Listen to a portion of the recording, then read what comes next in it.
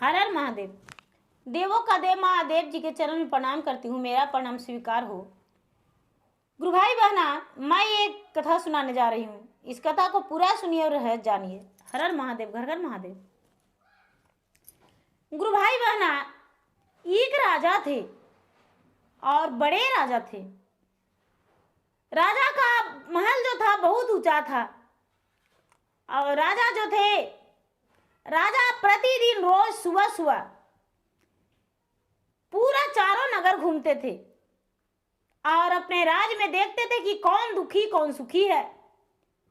कभी रात में भी अपना रूप बदल के, भेष बदल के, कभी महिलाएं के रूप धर के और पूरा नगर में घूमते थे अपना राज में कि कौन मेरा बुराई करता है, कौन किस प्रकार है, कैसे रह रहा है। गुरु भाई बहना, एक दिन का बात है कि राजा जो थे, राजा एकदम गरीबी हालात वाला कपड़ा पहन लिए और पहन के और नगर जा रहे थे। नगर में घूमने को लिए निकले तो एक बुढ़िया का रोने का आवाज सुने तो उसके पास गए, कहने लगे कि भाई आप क्यों रो रहे हैं, क्या हुआ, क्या चीज का कमी है जो निषादी रात में आप रो रहे हैं। कहने लगे कि देखिए बेटा, क्या बतावें, हम बताते हैं। मेरा राज का जो राजा है बड़े भोले हैं, बहुत अच्छा है और वो कल मर जाएंगे। कल शाम के समय में, रात्रि में वो मर जाएंगे। कहने लगे कि कैसे। तो उनका पत्नी का पेट से नागिन निकलेगी और पेट से नागिन जो निकलेगी वही डांस लेगा उसको, राजा को, और डांस लेगा तो राजा मर जाएंगे। कहने लगे कि तब इसका कोई उपाय। तो उपाय क्या होगा बेटा, उपाय तो यही हो सकता है कि राजा रानी जब सूतेंगे तो उनका कमरा में कोई तलवार लेके खड़ी हो जाएगा और जब उसका नाक से नागिन निकलेगा या मुंह से निकलेगा, जब खराटा मारेगी, श्वास लेगी, खींचेगी, निकलेगा नागिन, वही समय कोई मार देगा नाक को, तभी तो उनका जीवन बच सकता है और नहीं तो उनका जीवन नहीं बचेगा।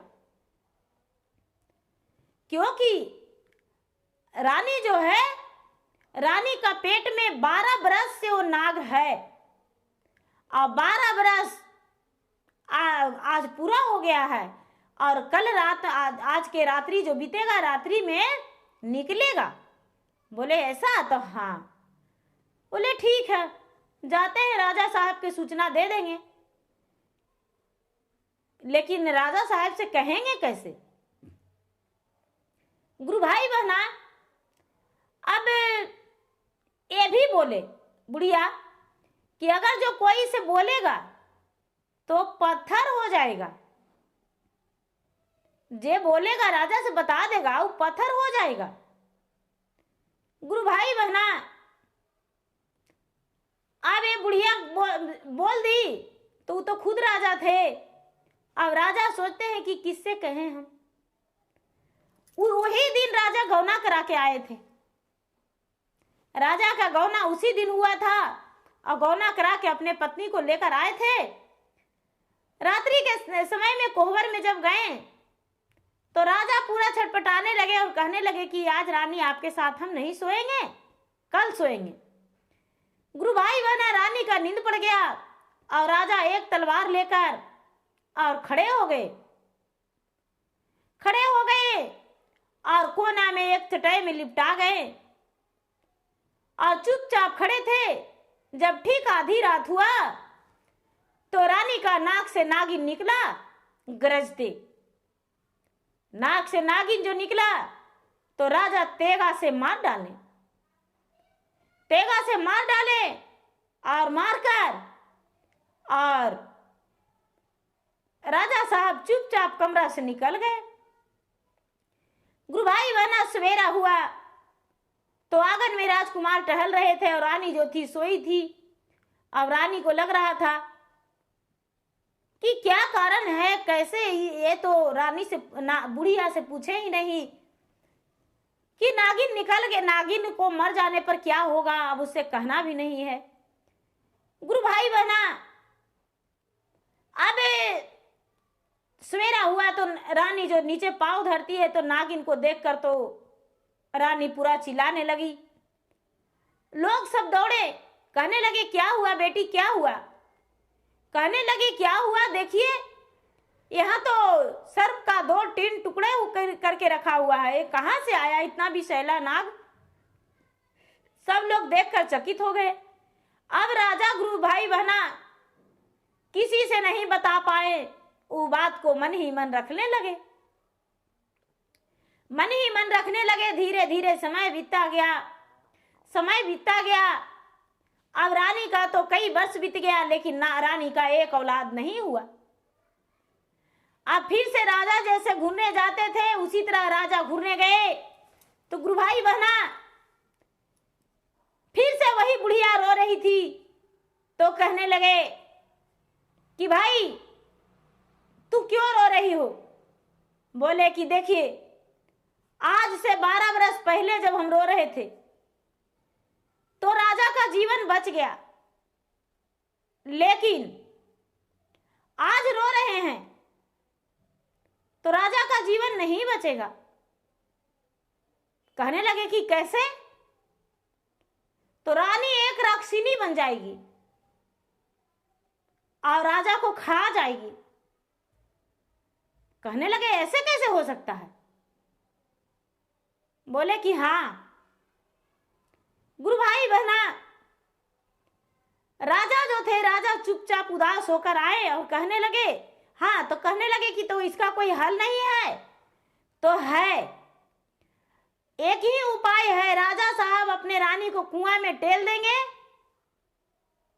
तबे बचेंगे, नहीं तो बचेंगे नहीं। गुरु भाई बहना राजा तुरंत वहां से लौटे और शाम का समय हुआ। जब शाम का समय हुआ तो राजा साहब कहने लगे रानी साहब मुझे कुआं से आप पानी निकाल के दे दीजिए। रानी साहब कुआं से पानी निकालने लगे। राजा साहब कुआं में रानी को टेल दिए। रानी को झटका ऐसा लगा कि मतलब रानी कुआं में चल गई और पूरी रात कुआं में रह गई। रानी पूरी रात रह गई तो राजा का तो दोष कट गया, गुरु भाई बहना मृत्यु टल गया। अब सवेरा हुआ तो राजा अपने पत्नी को निकालते हैं और कहने लगे कि भाई मुझे कुआं में क्यों डाले, आप कुआं में क्यों टेल दिए। तो जो बुढ़िया थी बोली कि अगर जो कोई बता देगा, दूसरा से कहेगा तो पत्थर हो जाएगा। राजा कहते हैं कि अब हम नहीं टेले। बोले महाराज आप टेले नहीं तो हमको रात भर कैसे छोड़ दिए, हमको बताइए क्या कारण था जो आप हमको रात में नहीं निकाले। गुरु भाई बहना बड़ा जिद करने के बाद राजा साहब बोले देखो रानी, हम कहते हैं फूट तो में फूट तो रानी हाथ शंखा चूड़ी आजे अरे मिटे जाए तो मांगिया के सेंदूर राजे सुना हो जाए तो रानी असे जकेरा पूरो खावाजी अरे घुसुन हो जय तो हार गोदाजी फूटे दे हो हाथ शंखा चूड़ी आजी अरे मिटे दे हो मांगिया के सेंदूर जी सुन हो जय तेजी राजा अमोर जैसे जिया जी नहीं और ते गोदी बाल सचे साचे हालिया जी राजा अदेहु ना बताइए जी। अरे कवने कारण में कोइया डालल जी। गुरु भाई बहना उनका पत्नी कहने लगी क्या कारण था जो हमको कुआं में डाल दिए। गुरु भाई बहना और राजा बोला कि देखो जब तुम्हें गौना करा कर लाए थे और गौना करा कर लाए और रात्रि में हम घूमने गए तो एक बुढ़िया ने हमें ऐसे बताई थी तो तुम्हारा पेट से एक नागिन निकला था तो उसे तो हम मार डाले थे तो मेरा जान बच गया। गुरु भाई बहना आधा शरीर पत्थर हो गया और आज के दिन देखो अब भी कम से कम मेरा जान बख्श दो, मेरा शरीर देखो पत्थर हो जा रहा है।